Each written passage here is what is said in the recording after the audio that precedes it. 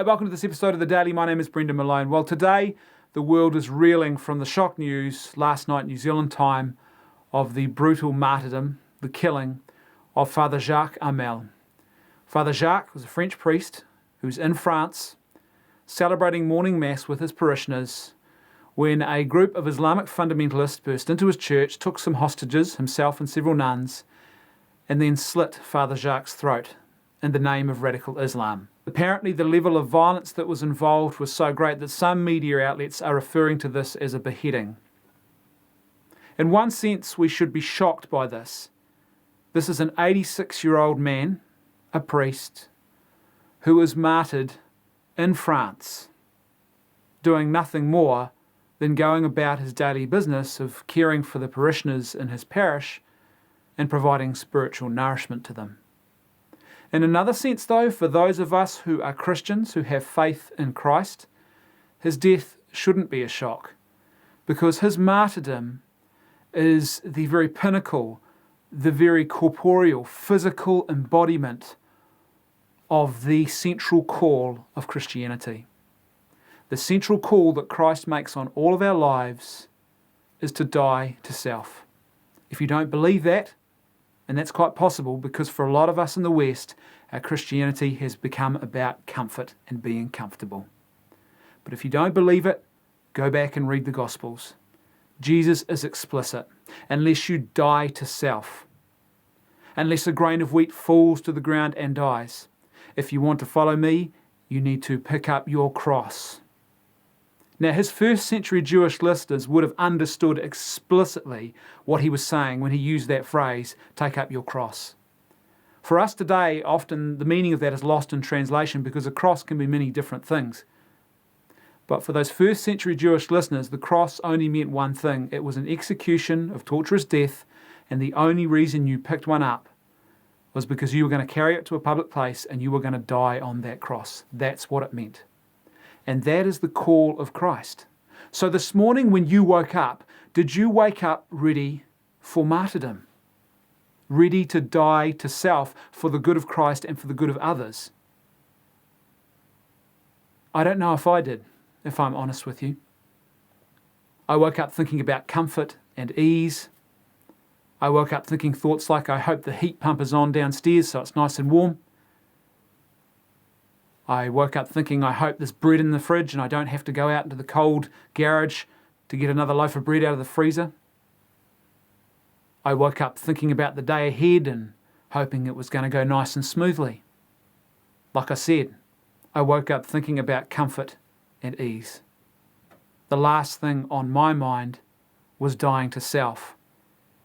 Yet if I'm a truly committed follower of Christ, that should be the first thing on my mind, even if I have to remind myself of that by starting the day with a simple little dedication and prayer to Christ and a reminder to give of myself for the good of others. Now, the word martyrdom is something that's been hugely corrupted, particularly by violent Islamic fundamentalists. Martyrdom is not suicide.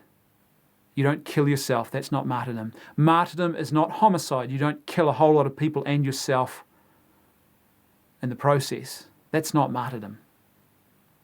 Martyrdom is a death that happens to you, even though you willingly consent to it. It is a gift of self. And there are lots of forms of martyrdom. Very few of us will experience the physical, bodily martyrdom, the violent, brutal death that Father Jacques was subjected to. But we are all called to that martyrdom in our lives if we profess faith in Christ. There is such a thing as what is known as white martyrdom or bloodless martyrdom, which is a martyrdom of your reputation, where people who stand up for the truth are mocked, are ridiculed, are derided, who have their reputations destroyed. Sometimes they can't even find work. I know people in this country who have been denied jobs simply because they quietly made a stand on an issue and made a decision to commit themselves to the truth and not do a certain thing or say a certain thing.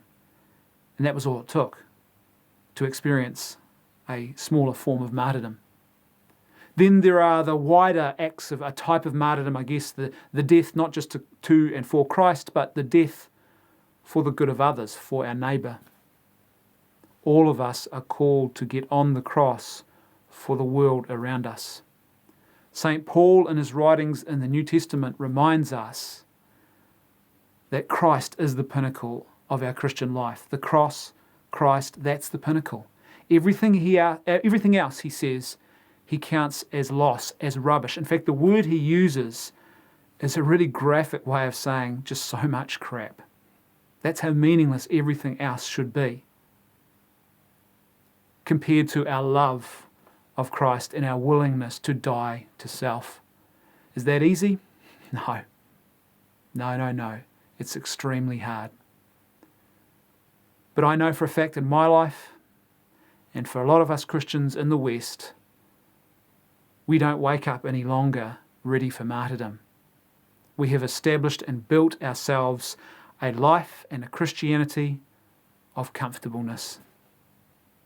When we think of the cross, we think of a posturpedic cross with a nice padded shoulder, maybe a wheel on the back, something a bit lighter that's nice and easy.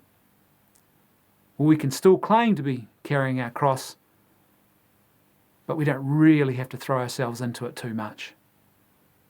The death of Father Jacques should be a call to all of us.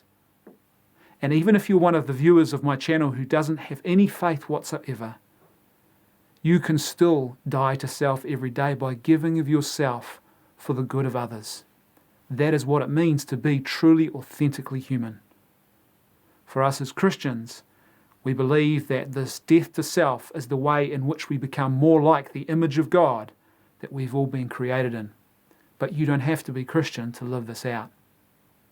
So let me finish where I started. Did you wake up this morning ready for martyrdom? Thanks for watching. I'll see you tomorrow on the Daily.